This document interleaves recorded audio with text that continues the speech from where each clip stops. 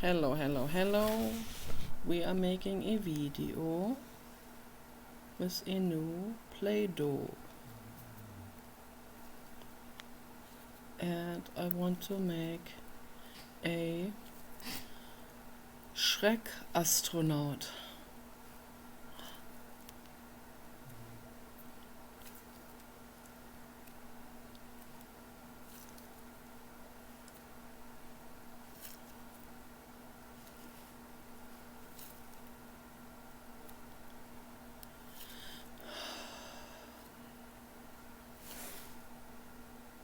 I got myself a real nice rose wax melt, and I got it at the Dollar Tree store for $1.25, rose sandalwood, and I was amazed that they have such amazing scents. The company's name is Luminescence, and I give them the highest rating because I tried other wax melts from Walmart, and they're nice too. They have good scents too, but they are not as they're not as powerful and strong, seems like.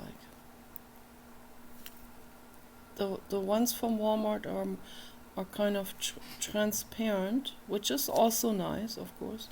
The luminescence ones, they are more pastel, which I like very, very much. There's some kind of creaminess in it, which I like very much. And the luminescence one seems like that's more than the ones at Walmart. I don't know. Maybe it's the same as the one from Walmart. I think it's 2.5 ounces.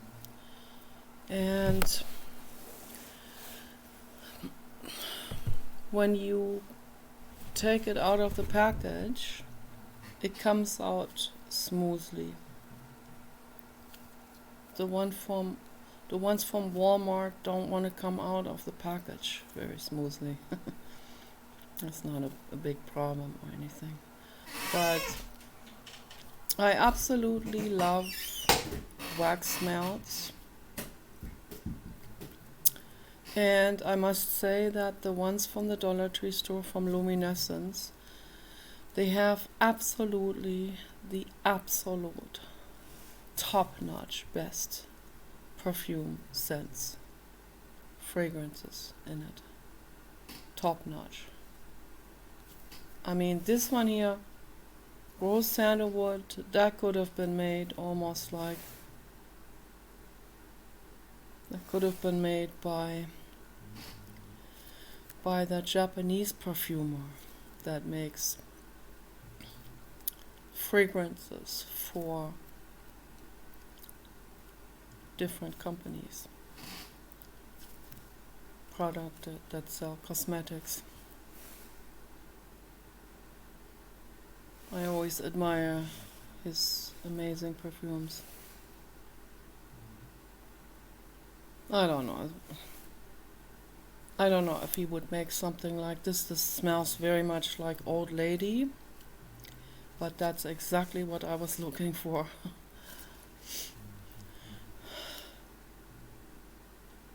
That is what I love. An old lady's rose perfume. It's fantastic. Absolutely fantastic. So I melted it together with peanut oil. And now I have like, how much is it? Like 8 ounces or more, 10 ounces of the most amazing perfume cream in the world.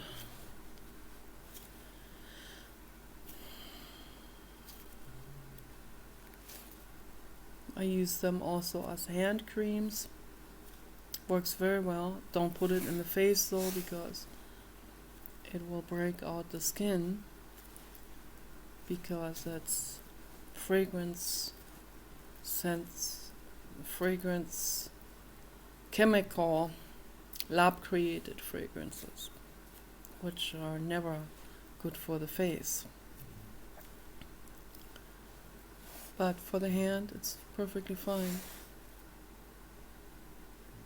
Smells absolutely amazing. Has a little bit Play-Doh. It's a little bit Play-Doh scent in it, which I absolutely love.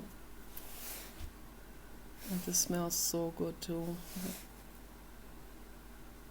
This is not Play-Doh, it's a generic, but it smells a little bit like Play-Doh. Slightly different, of course, because if that smelled just like Play-Doh, then they would sue them. Then Play-Doh would sue this generic company for plagiarism, which is copyright breach and copyright infringement, which is this entire copyright infringement is totally, completely, this is a totally criminal and wrong law. I don't like it at all. People should have the right to copy anything they want to.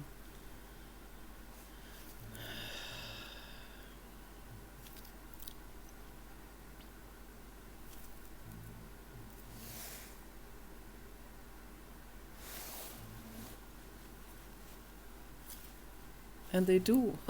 They do. In China, it's like China is the mecca for complete replicas of anything, really.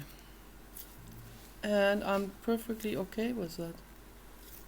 It gives the public the chance to buy the stuff they've always wanted and admired in those Vogue magazines, to buy that for a fraction of the price, right? I have the Louis Vuitton handbag that they always wanted, and now they can buy it for, let's say, $10 to $20. And it's, of course, it's imitation leather, which is even better. Yeah, I would do it too. I would buy that handbag. So I like that story about Louis Vuitton, what Louis Vuitton has gone through. The original founder and maker of these amazing, amazing suitcases. And then later on, they added all kinds of things, handbags and accessories and stuff. And it's gorgeous. They make gorgeous stuff, no doubt about it. They have always made gorgeous stuff, and always throughout history, and always will, and I hope in the future they will always make great stuff. So high quality, handmade, handcrafted, in saddleries, and that he started out, this whole business started out as Louis Vuitton, the saddler, who, makes, I guess he started out with making leather saddles for horses, as most of those very established suitcase companies have started like that when they started in the 1800s or even before. So they start out as saddlery companies where they make really, really amazing handmade saddles. I'm against saddles for horses. I'm against that. I think that's horrible. My parents My mother and I, we used to do this, and I always hated it because when you put a saddle on a horse, the horse does this here. Holding the breath, right? Holding the breath for as long as he can, while the person is strapping the belt buckles on. Oh my gosh, that always bothered me. It always bothered me. I felt like this is wrong. What we're doing here is absolutely wrong. Absolutely wrong. The reason why the horse breathes in like this, they're already instinctively, because they know if they don't, they get like it's almost like a tourniquet around the belly. It's like a complete compression on their lungs. That's what it is, and it's completely wrong, and it needs to be outlawed. All saddles need to go into a museum, and it needs to be, or people can make furniture out of it. Right? Never put a saddle on any animal, ever again. Okay, that's my message for the world. I picked up several banana slugs today. They were almost as big as this here. And they can get as big as this too. I mean, I think that was pretty much the biggest banana slug I've ever had, was this size. Pretty amazing. Amazing. And then the tentacles in the front, like this.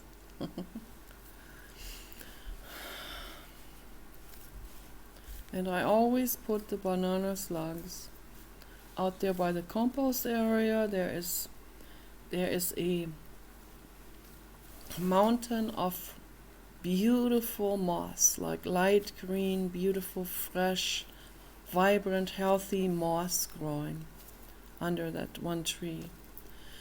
And it's like a moss pillow. And that's where I always set them on, so that they have a bed to sleep on there. But they don't stay on it. They always leave. But it's safer out there for them than out on the lawn where Paul mows with the lawnmower, mows over them, over the grass, and he doesn't always see the slugs or the snakes. So yeah, that's always tragic.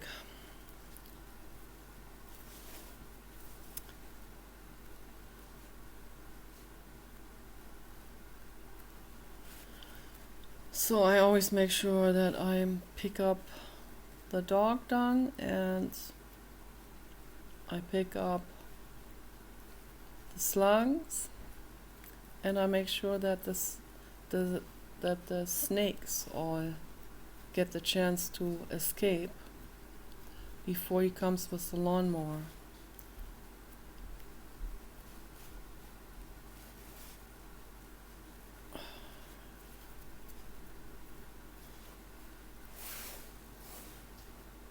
Yeah, this is the old lady's perfume, real heavy and sweet.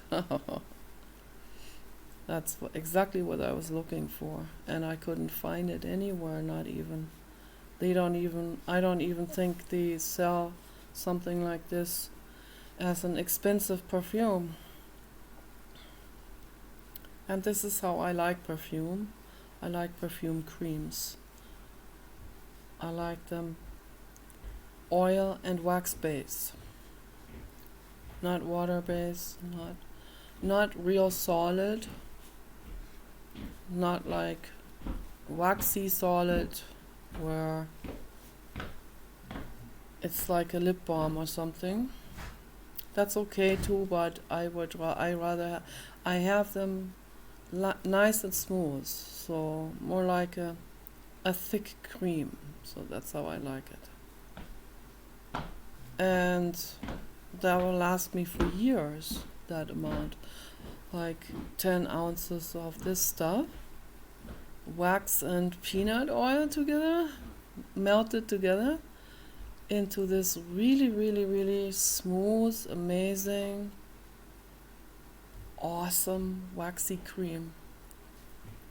And when it's in this waxy cream form, then the scent is preserved in it. It doesn't get out. If you have an oil, a perfume oil, for example, I tried all of this.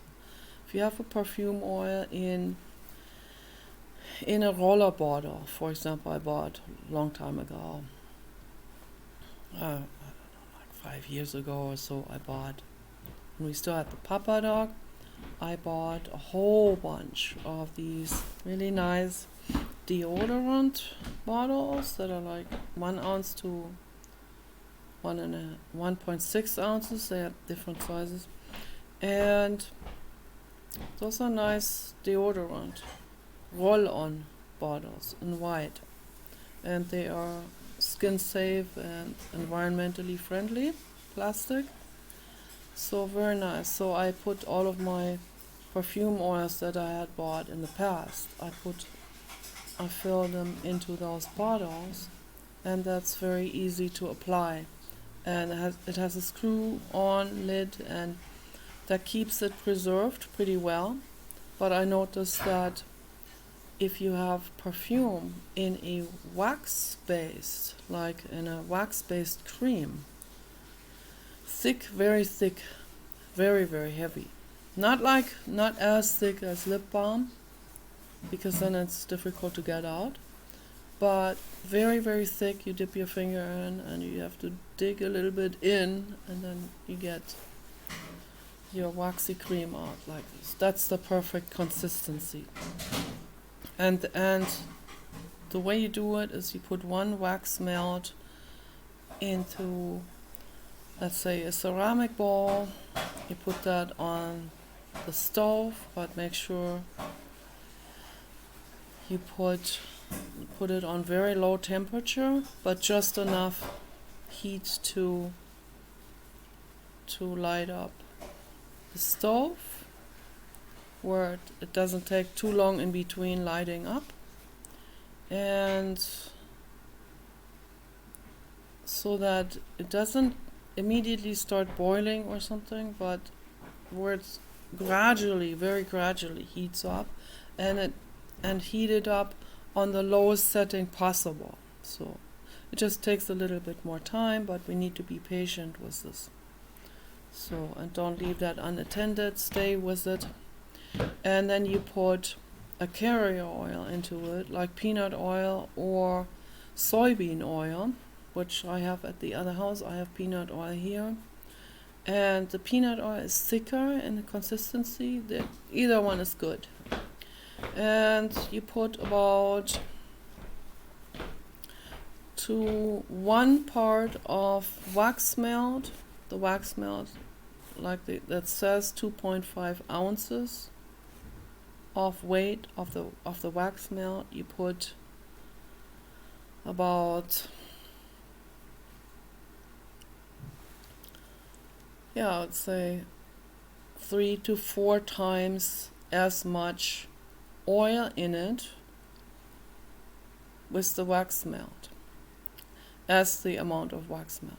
So that's like 1 part wax melt and about 4 or maybe even 5 parts of oil.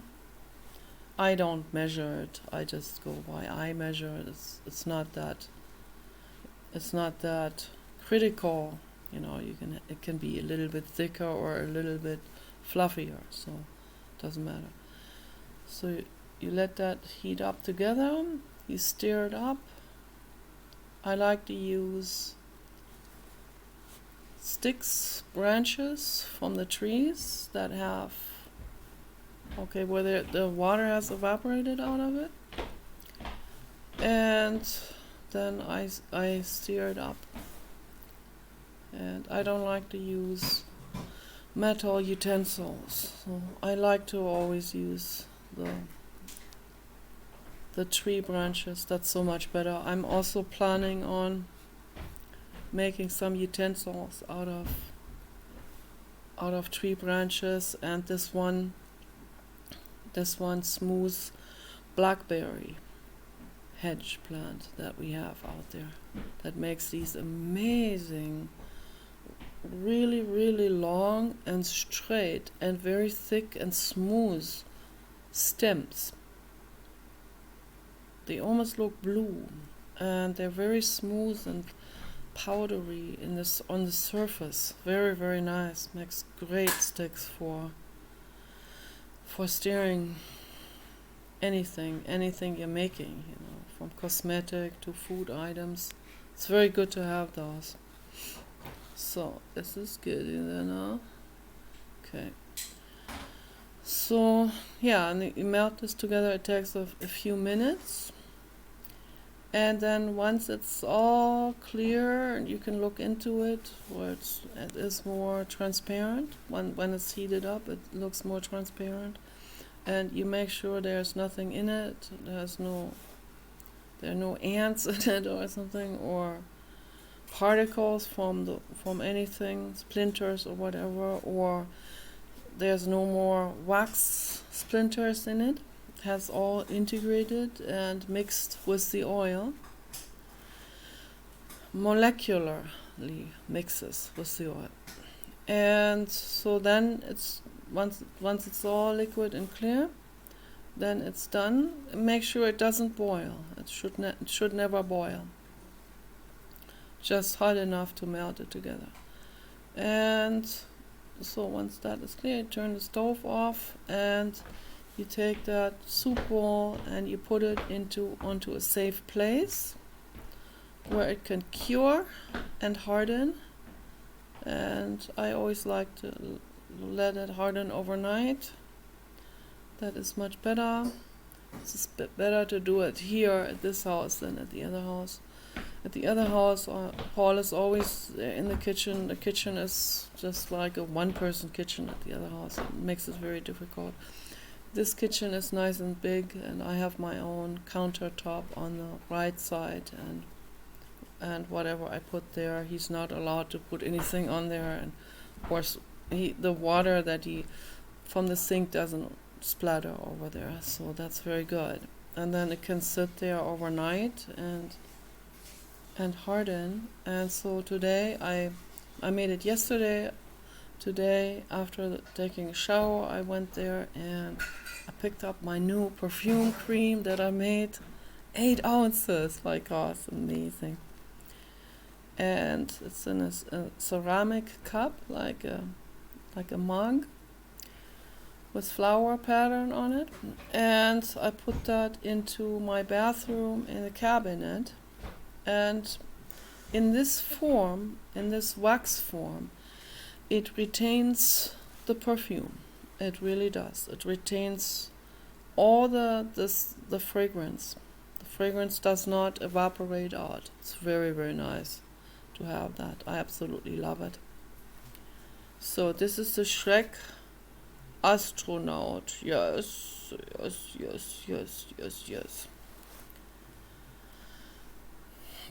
I always also paint them afterwards, because maybe I don't even need to paint it. I will see, but sometimes this cracks. When it hardens, it cracks a little bit. It already has this tendency to crack here. So, but I don't mind, I like this material. This is very nice.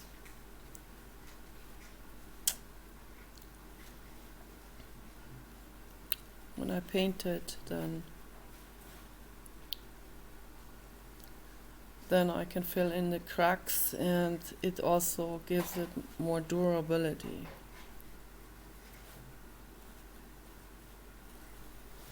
And then eventually I'm gonna install all of them into my artwork.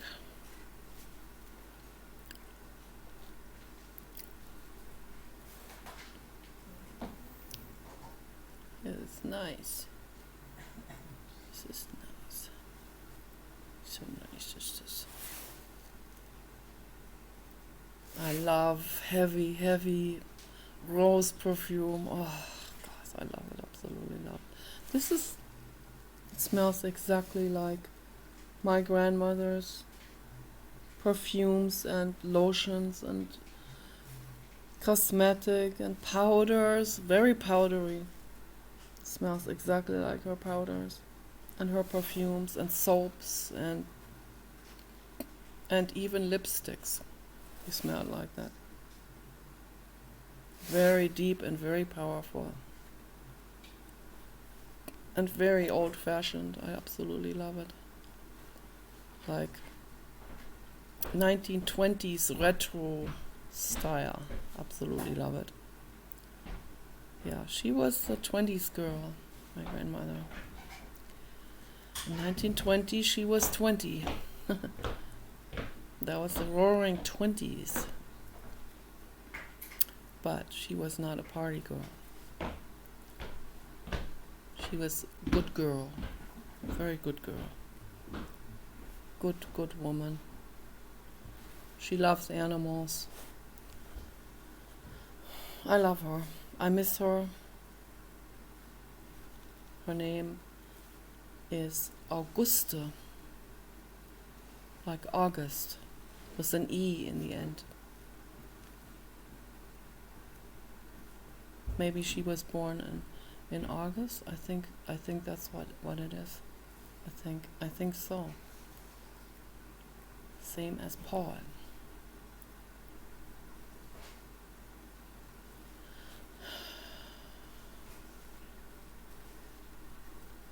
$1900. Jiddu Krishnamurti was born in 1895. So he was 5 years older than my grandmother.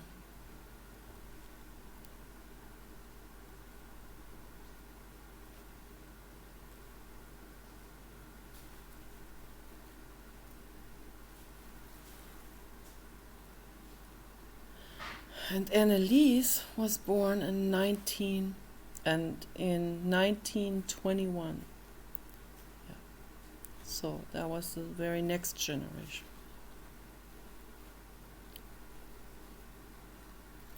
And I believe that David Bohm and David Schoenberg were Anneliese's generation.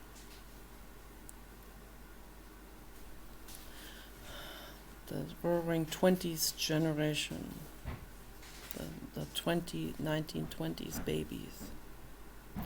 My grandmother and the mother of Angelika Schropsdorf. They were young in the 20s, so that was their time, the 20s. They were the 20s girls. I read this book by Angelika Schropsdorf with the title Du warst nicht so wie andere Mütter. That's a German book, and the title translates to You were not like other mothers. And the book is about her mother, the roaring 20s mother. So, Angelika Schropsdorf was Anneliese's generation, and they have all left their Earthian spacesuit behind.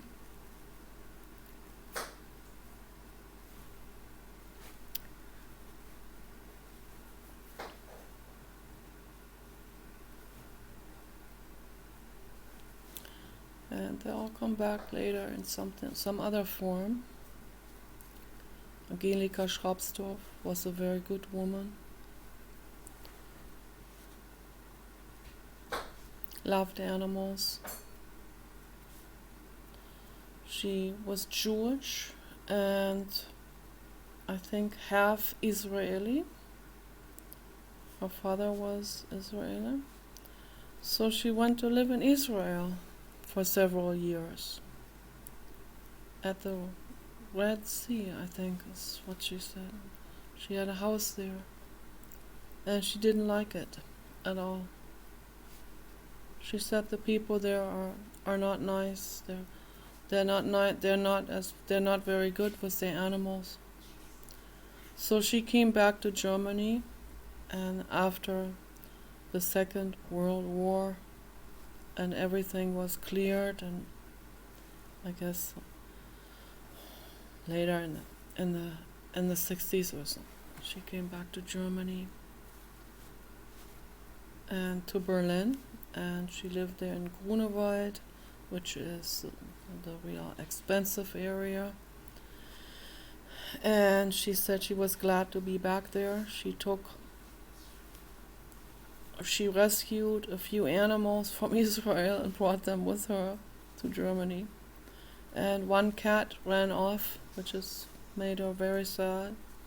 But she still had another cat and a dog, I think. And she would walk her dog every day, and she was happy to be there because all the other people that lived there were peacefully walking their dogs every day as well. And she said she liked that much better. That liked it much better in Germany, where people took better care of their animals.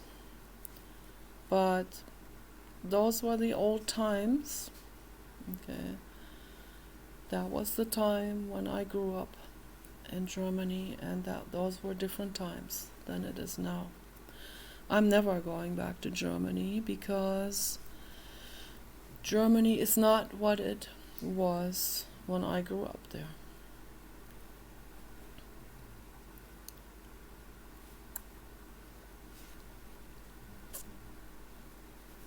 It is not like it was in the 80s or 90s anymore.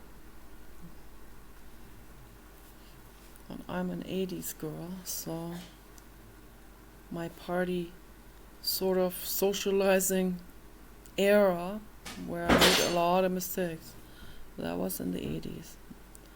The 80s was the era of a lot of faux pas, as they call it. A lot of mistakes, society-wide, worldwide actually. That was the faux pas fashion era where anyone could make any possible fashion mistake there is. And when we were kids and stupid, I don't want to call us stupid, but we were ignorant, we weren't informed, we didn't have comparisons, so we just, what young people do in their 20s, they just accept everything, usually, that other people do, and I accepted a bunch of really ridiculous stuff, like smoking, alcohol, and heavy metal, so, no, I'm done now. I'm done with heavy metal, so I still listened to it like a couple of years ago, and even danced with it. With Y&T. Like, rescue me! No, I love Y&T. I love Dave Manichetti. I love him very much. He's super. Absolutely super. But I'm not listening to heavy metal anymore. So I'm only listening now to classical music and ambient music, future music. That's the only music. I like calm music. I like music that it's not even, doesn't have R&B, it doesn't have rhythm. No, it does. I like blues, but I'm not necessarily into rhythm. I'm not into a beat. It doesn't have to be beat or upbeat or fast pace, or it can really fizzle out the music that stretches just like artwork.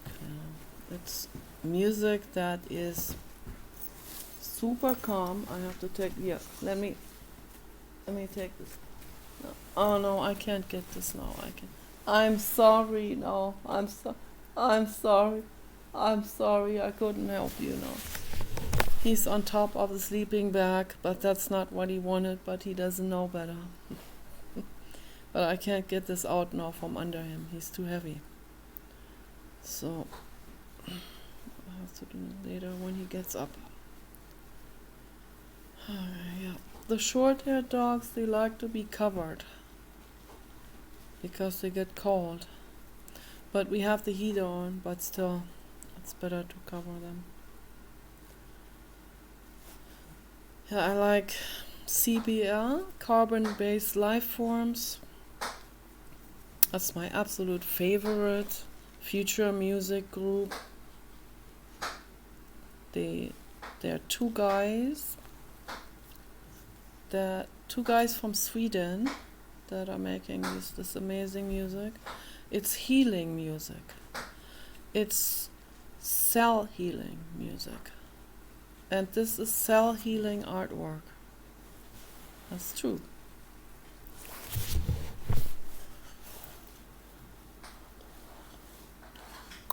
Yes, baby dog. Yes, baby dog. Yeah, you want me to fix it? You want me to fix it? Yeah, I'll fix it. Here, let me fix it. Should I fix it? Yeah. You want me to fix it? You want to fix it? I can't fix it unless you move. Okay, I got it now. Okay, so there you go. Oh yeah. So it's good. That is good. Okay. Yeah, there you go. Okay. Yeah, they always have to be covered. It's very important. They get cold. Real tiny hairs.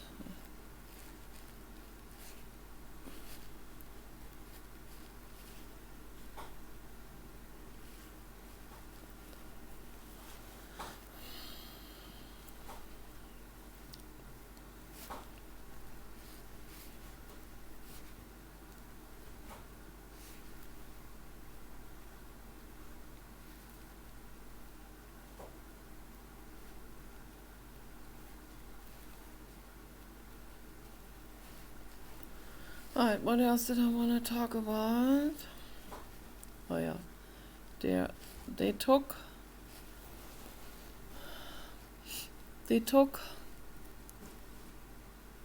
little animals into outer space, I guess onto the space station to do tests, I guess, gravitational tests, gravity, biological adaptation to different gravitational situations. And so they took an aquatic amphibian, or several of those. And these aquatic amphibians, they need this certain amount of gravity, of course. In water, they have less gravitational force, of course, already, but they still has gravity. And when they're in water, they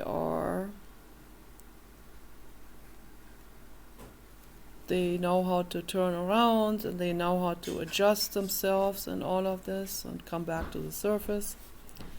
They wanted to test them in the space station where there's much less gravity. It's still minute amounts of gravity, of course, but not enough gravity to fall back down.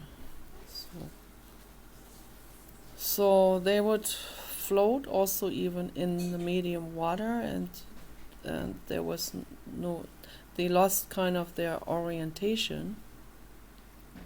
So when they turned the animal over on their backs, and when there's gravity, the animal knows exactly how to adapt and bring them back to to be sitting up like that, where they know how to navigate themselves through the water. But that changed at the space station. They didn't have that orientation of the gravity anymore, and it was very difficult. But they did adapt eventually to it, and their following generations did adapt as well, because of course the stuff that the father learns before the father procreates, or the mother, that is then passed on as encoded DNA information to the next generations. It's very interesting. So everything is about adaptation. That's what I wanted to talk about in this video, because life, our existence, is about adaptation.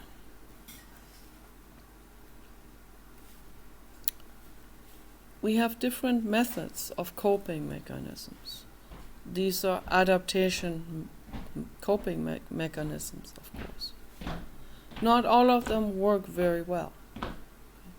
Mental illness, for example, is a form of adaptation to a very stressful, warlike, toxic, difficult, dangerous environment that the child grows up in.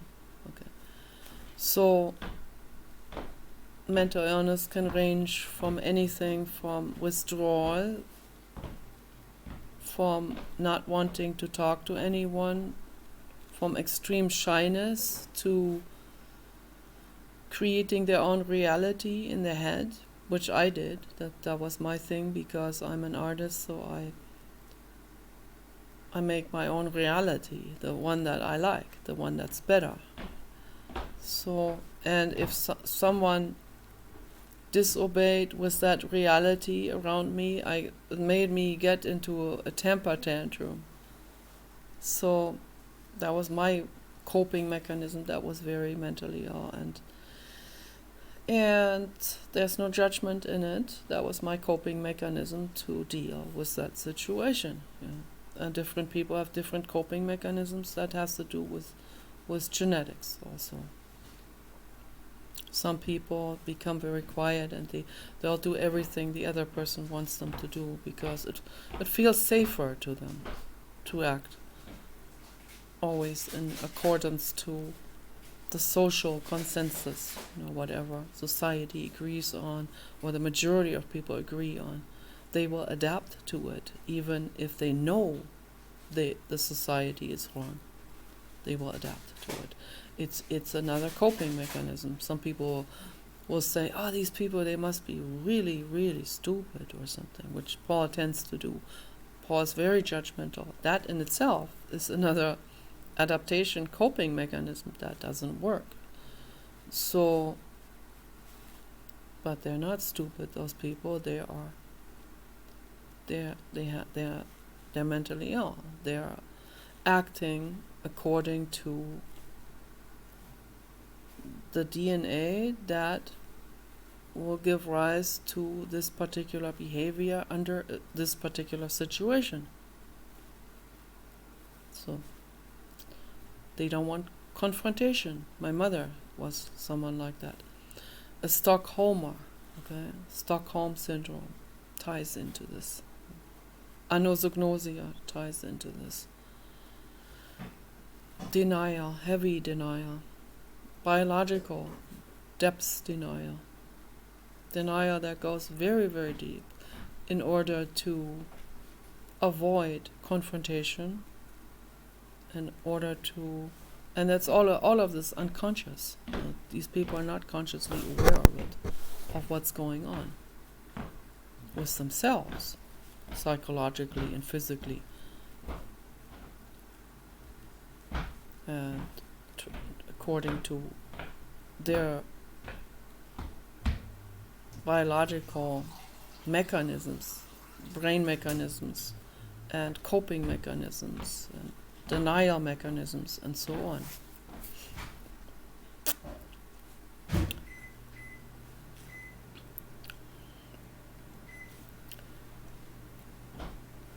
for me, it's very interesting to observe all of this, because it makes a lot of sense, all of this now.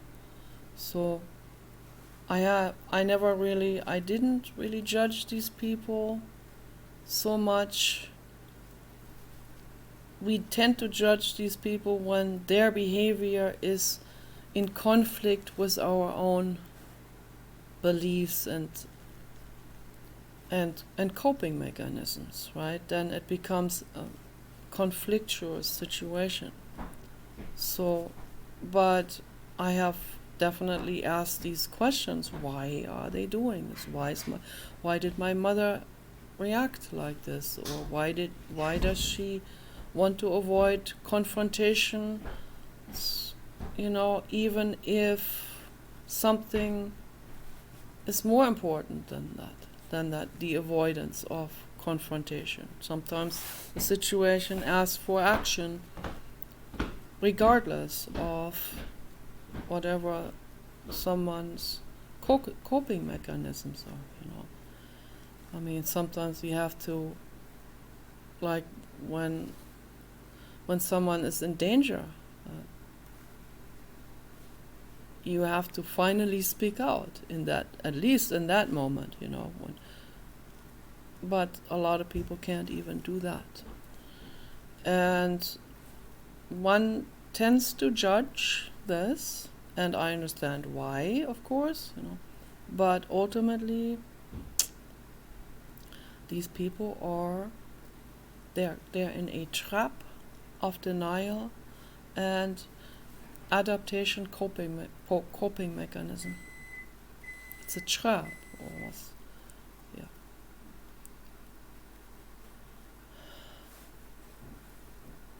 In some areas this has caused them to survive.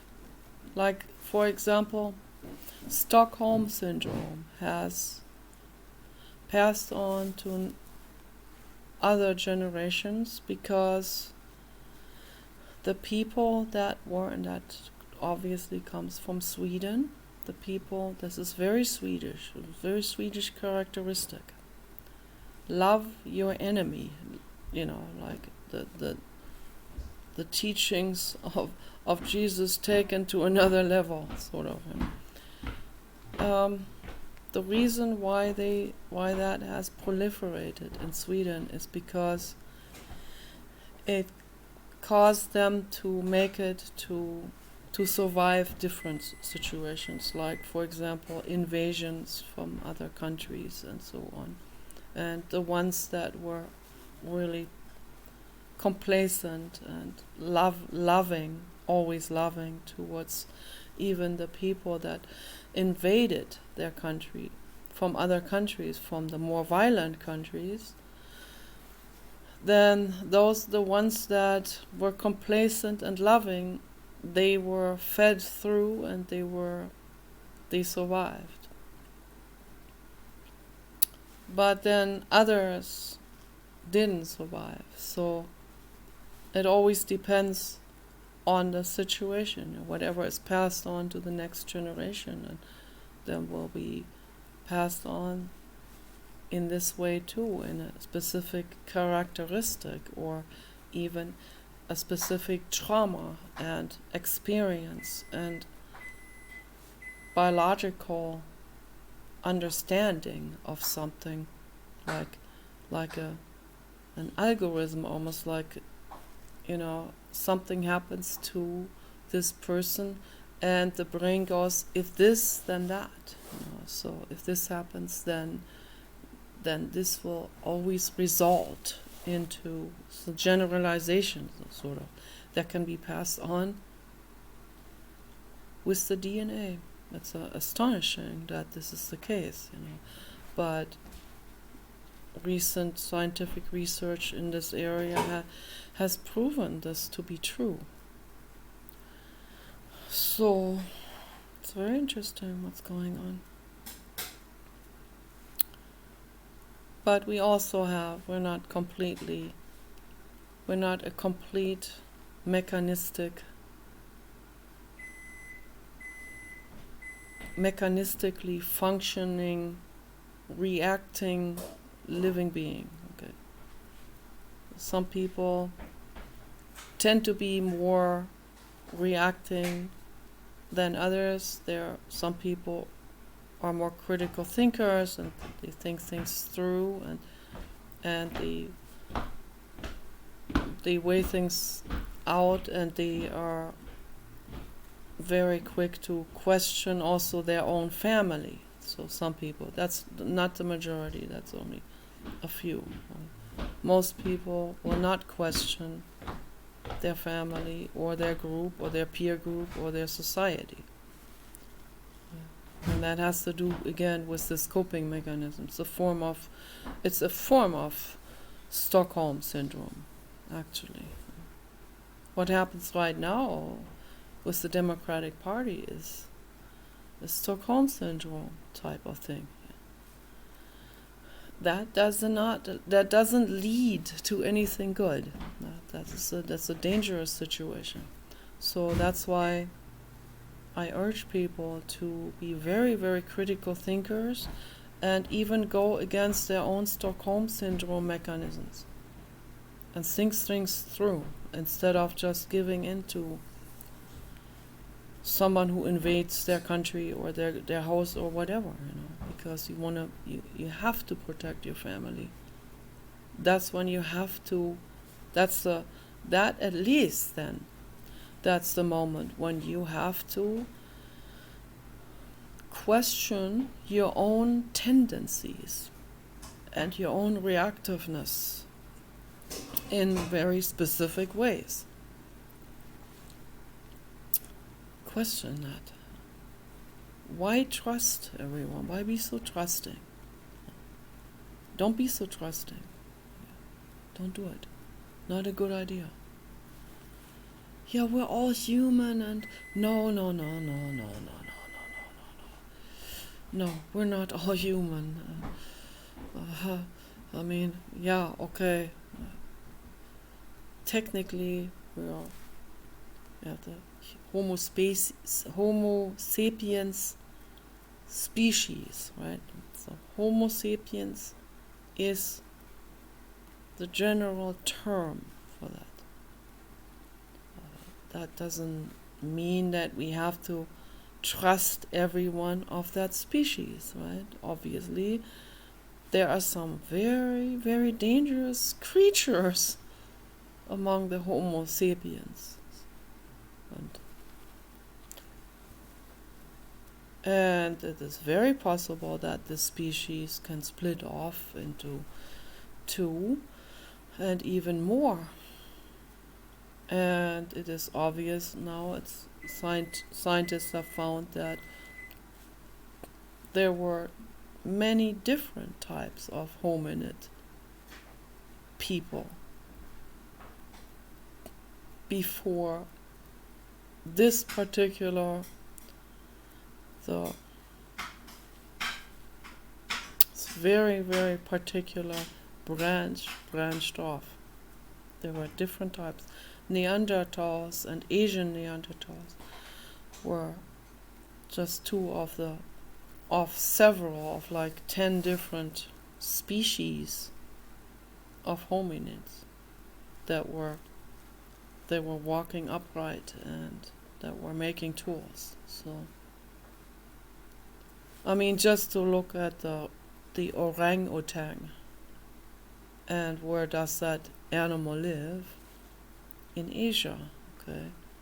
And look at them very closely and you see that they look Asian. They look quite Asian. They even have straight hair. So they're obviously very different to the Asians there, but we can see how things have evolved, okay? And we can see, obviously, the orangutan is not our ancestor or not the Asian people's ancestor, but he is like a great uncle or something, great aunt or uncle. Branched off at some point from their ancestors. So we see where all of this is tied in. And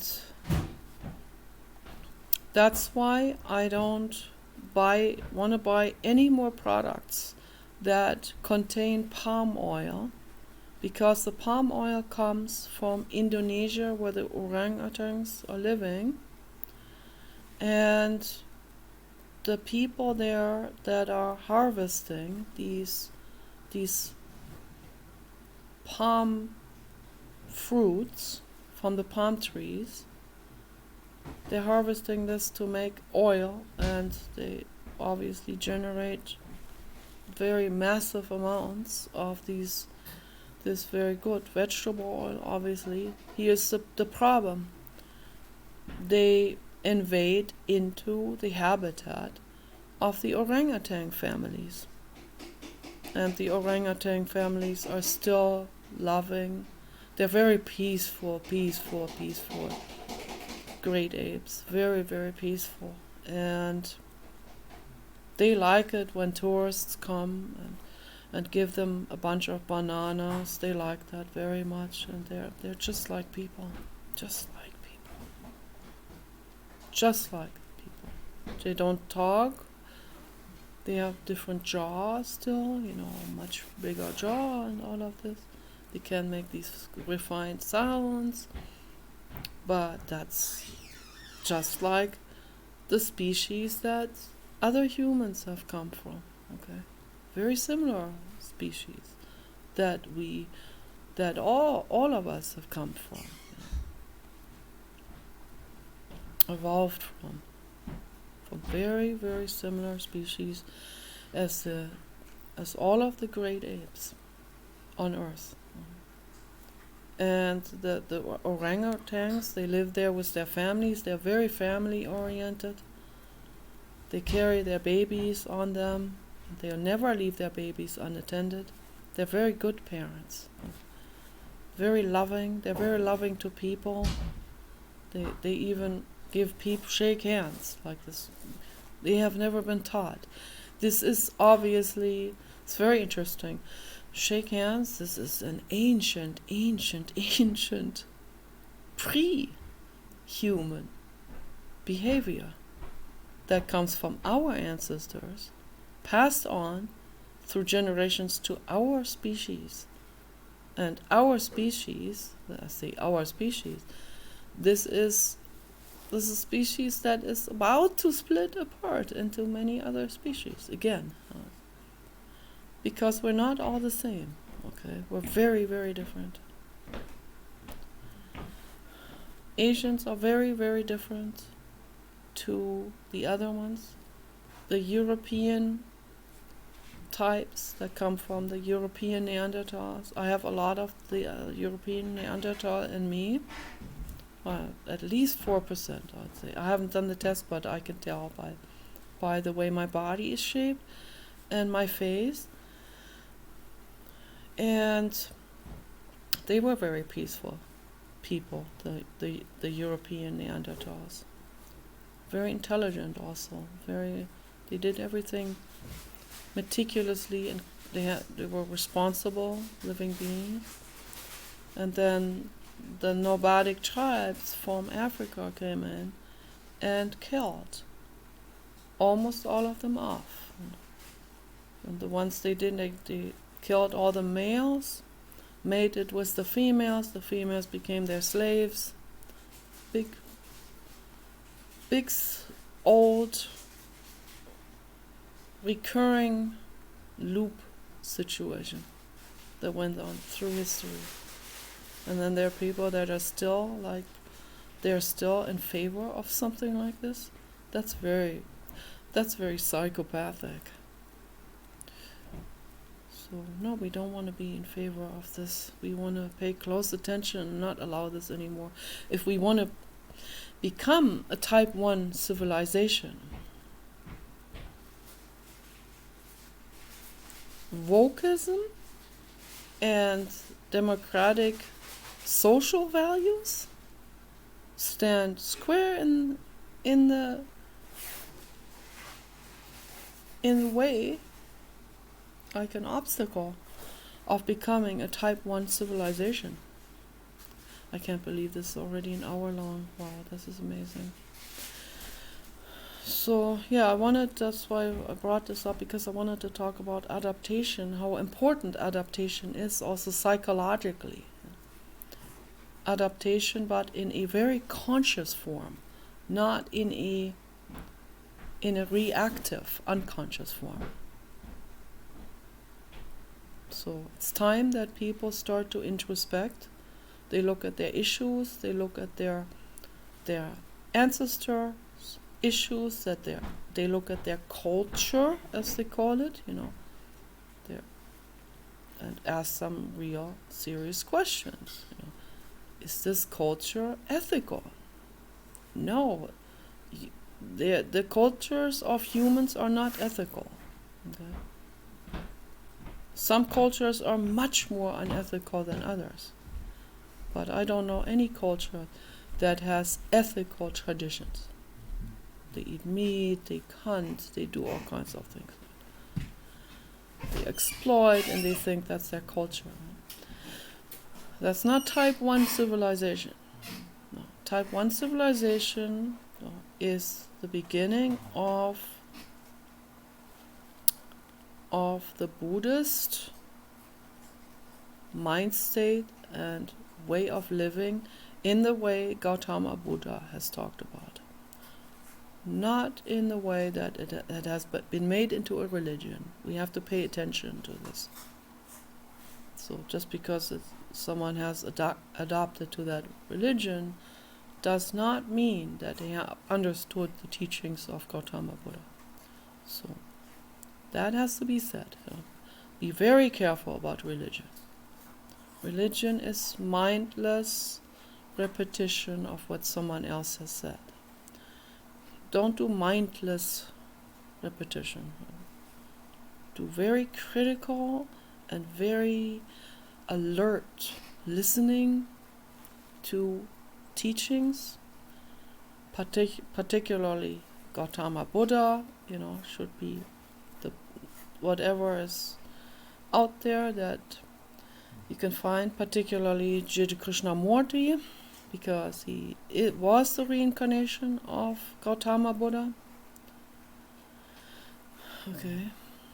Then the original teachings of Jesus Christ, who took the teachings of Gautama Buddha very, very seriously. He studied under Buddhist monks, brought that to the Middle East, and there it was, of course, looked at as something extremely novel and futuristic, and that's why people flocked to him, because it sounded good. It sounded deep inside. It sounded right. What the Buddhist monks taught Jesus. That's why he had a lot of followers. But then again, don't become a follower of anyone. Be yourself. Be your own person. Listen to what someone says very carefully, very carefully. Does it feel right? Does it feel like you can breathe really well with that? If it does, then your body is giving you the right answer already. If you feel like this is causing my lungs to restrict, then that's not the right thing to do. That's not ethical. So there are some people that I see on the internet where I feel like I'm getting lung problems just by watching that. So I have to turn it off. So I listen to my body's reactions, not the brain loop reactions. My body, my biological, my whole body. The brain cells, but not in terms of what I've recorded from the past. Not in terms of reactiveness, in terms of neurotic coping mechanism, but critical thinking. Critical thinking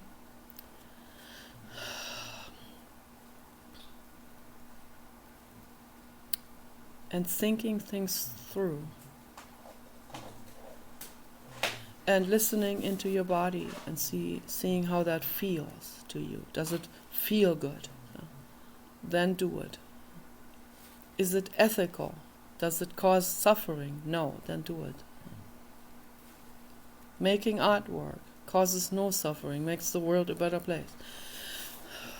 Feels good, makes you breathe, right? So it's good. Listening to peer pressure does not feel good. So listen to your body. It's very important. And then if you do that, then you act on your body's needs. If someone is woke and wants to teach your child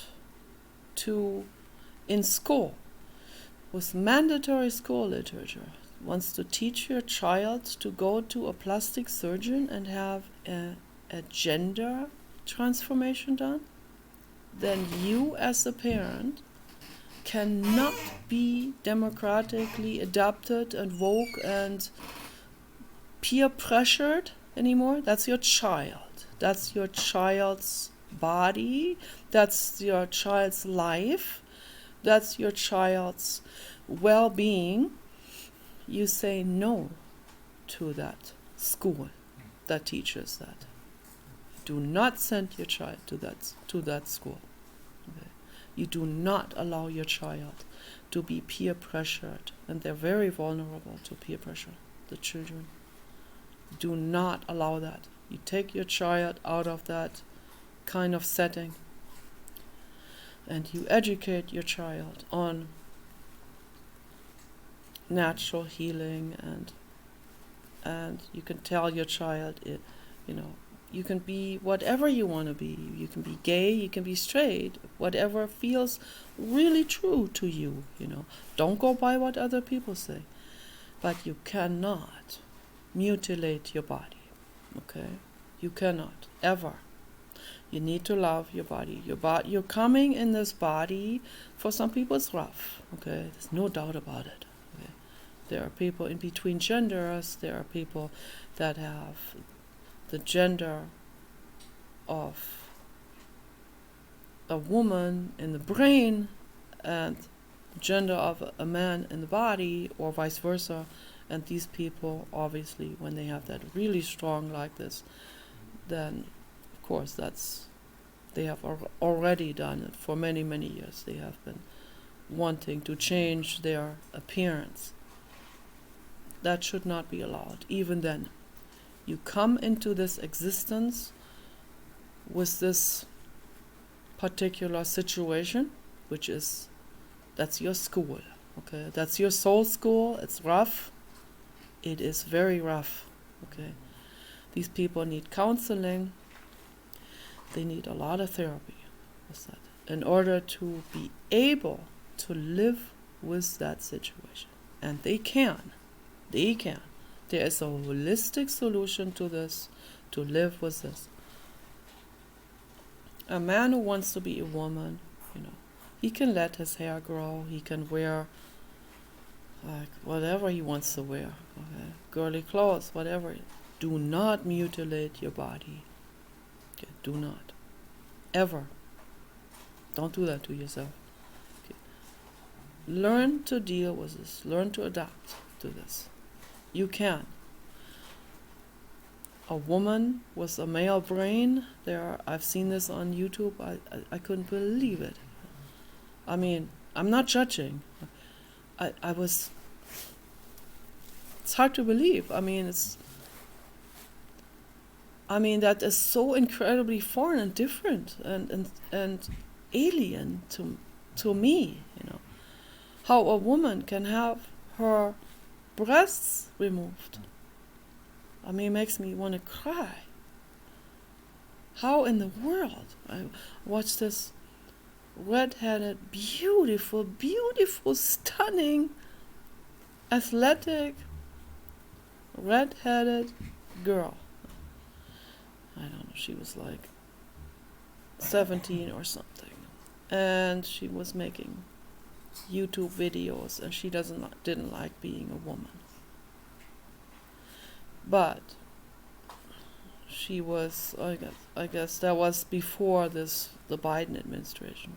So when they did not allow that for underage people. So once she was 18, she went full force with this entire procedure. Makes me want to cry forever. Yeah. And showed that development in her videos. I mean, you would never recognize that same person again. What came out of that? She looks 100% like a man. Like a good-looking man with red hair.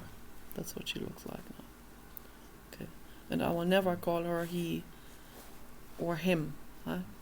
I never. That's a woman. Okay. And will always be a woman. And it's tragic. It's an absolute tragedy. I left comments and made her real mad, of course, because that's her life. That's her whole life is, her whole brain is flooded and fixated on this. To become a man. What a horror. It's all over the world. The whole world has these horrible, or men that have their members removed. Makes me want to cry. Horrible. Don't do that.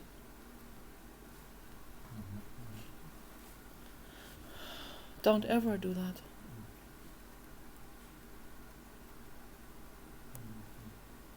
You come in this existence with specific challenges. Okay, so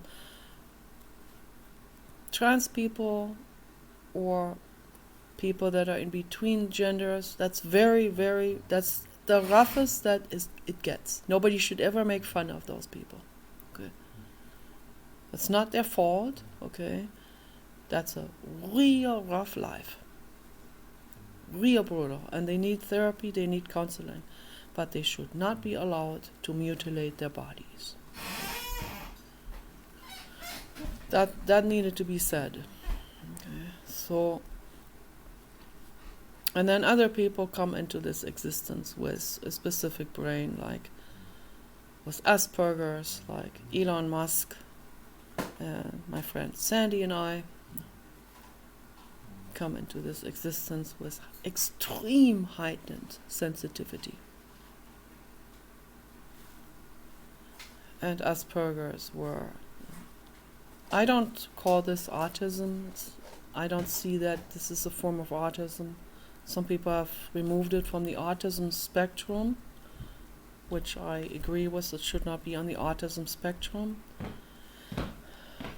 Autism, often the other forms of autism have some form of impaired cognitive functioning. Okay. Not Asperger's. That's why I don't group it into the same category. Asperger's people they have above average intelligence. Okay, and their Asperger's is a gift. It's an ability, not a disability. It feels like a disability. It's regarded as a disability by the government, by the healthcare system, but it's not. It's heightened awareness and heightened vigilance and heightened observation of society, of psychology, of different things. Heightened ability to observe and assess and study other living beings. Biological studies, psychological studies.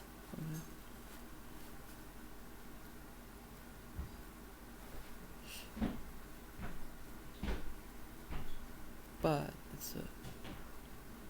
it's extreme. I mean, there are probably variations among them too. I personally have extreme heightened sensitivity. I'm highly sensitive person where everything from the outside world there is way too loud, way too aggressive, unbearably bad smelling, loud, painful, falling down on my knees as a child.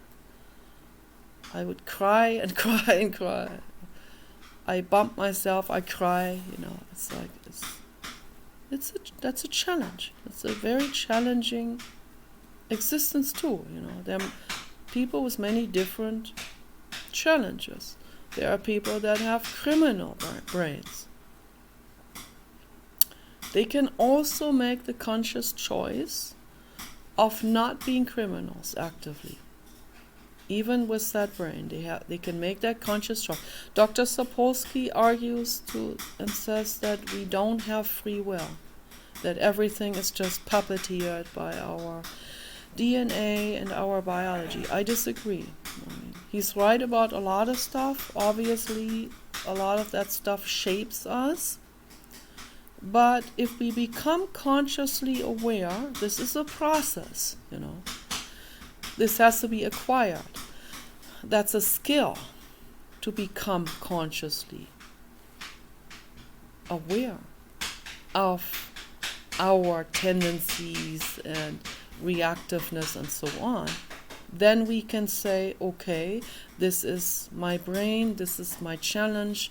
I have Asperger's, or I have whatever, criminal, or people have gender problems, or many different people have many different challenges, or physical handicaps, or short arms, or whatever, So many different things that people have, all kinds of different challenges that people have, neurological challenges also.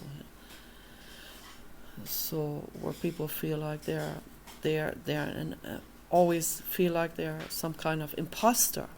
This is apparently not a psychological problem, that's a neurological problem. Okay. Dr. Vilayana Ramachandran has studied that in depth. This imposter syndrome that has to do with something that has gone wrong in the wiring of the brain, actually. So, or when there are people that feel like they shouldn't have legs. I mean, they end up amputating their legs. It's that bad. That's extremely rare. There are 10 people in the whole world like this.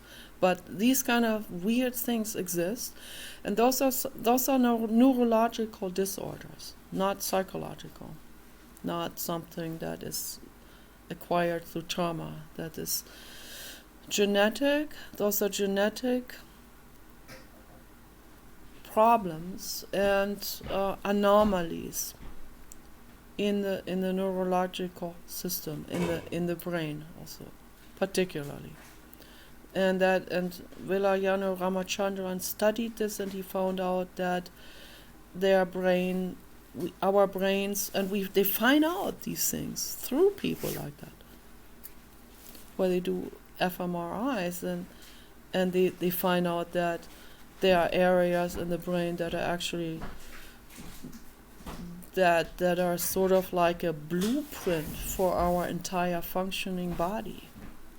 Like there's an area in the brain that is precisely mapping out the entire body.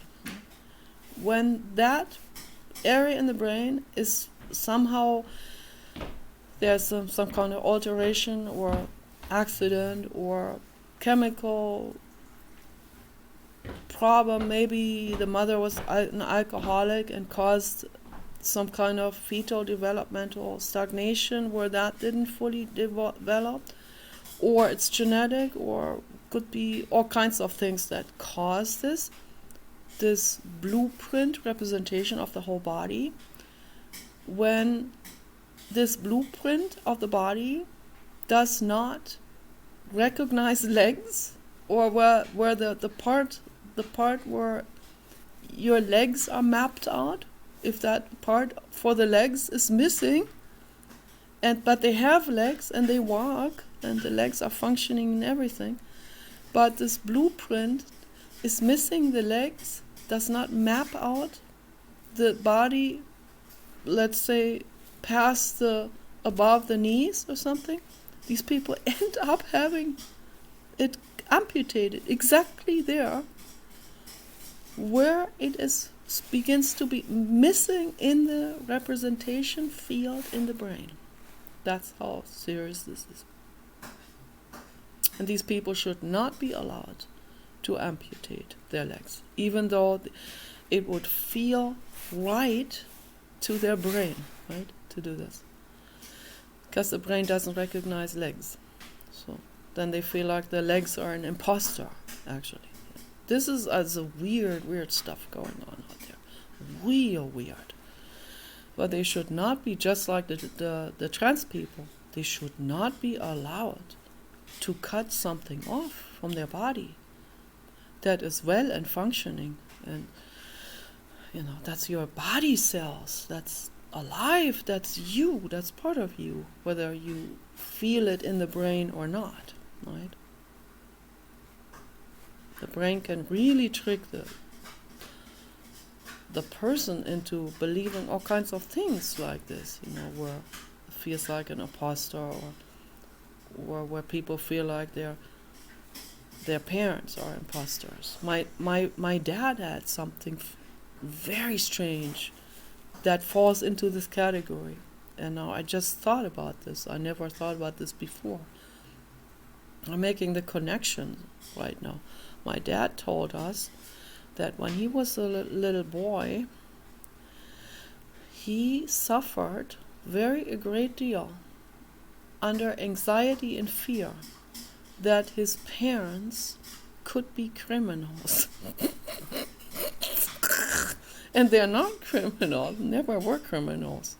And there were no signs that indicated that his parents could be criminals, right? They did everything by the law, by the book, and so on. His father was a stamp collector. I mean, it doesn't get any more normal, adapted to society than that. But yet he felt like his parents, they could be criminals. And my gosh, what he's gonna do then if that comes out, and and I believe that's one of those neurological problems that fall into this imposter category, where some people think their parents are imposters, or they themselves are imposters, or their legs are imposters, or something. They shouldn't be there, or that shouldn't be there, or whatever. There are people that have committed suicide out of some neurological problems like this, actually, that are not even psychologically based. So very, very interesting, all of this. And these neurological disorders, I have the strong feeling that they are also not set in concrete. The brain has great plasticity. The brain can fix all kinds of things that scientists thought could never be fixed, right? You can fix things that seem to be set in concrete, but nothing is set in concrete. Nothing, absolutely nothing. Not even the things outside, not even the concrete is set in concrete. So particularly not your brain and your biological organism. So Theo Swan gets very much into depths into ancestral trauma and ancestral trauma healing. And I highly recommend to listen to her conversations and her videos that she makes on her channel, because this is very interesting material. The scientists that are getting into it, neurobiologists that are getting into it, into this entire matter. So Dr. Michael Levine, I think is his name. So is getting very, very very strongly into this material. Very, very interesting research. I just cannot tolerate animal experiments. I can't. So I think he started out as a computer scientist and programmer, AI development scientist, but then got into neurobiology because it ties very much into this entire field. But I'm very, very much against animal testing, no matter what the animal testing might bring to the world, because I put the life before the scientific accomplishment. That's how I think, and that's how I feel, and that's how I will always think and feel. So I cannot tolerate this when people are doing research on animals. I can't tolerate the Neuralink tests on the pigs. I cannot tolerate this. But Elon Musk obviously wants to make the world a better place, so I would tell him this is unacceptable, that the research on pigs is not acceptable. But I'm not going to abandon the kid with the bath water. I'm not going to abandon Elon Musk because of that, because I know why he's doing this, to make the world a better place, to help. Paul needs the Neuralink real desperately. That would really be a life saver, a quality of life saver for him. He can almost not hear at all anymore.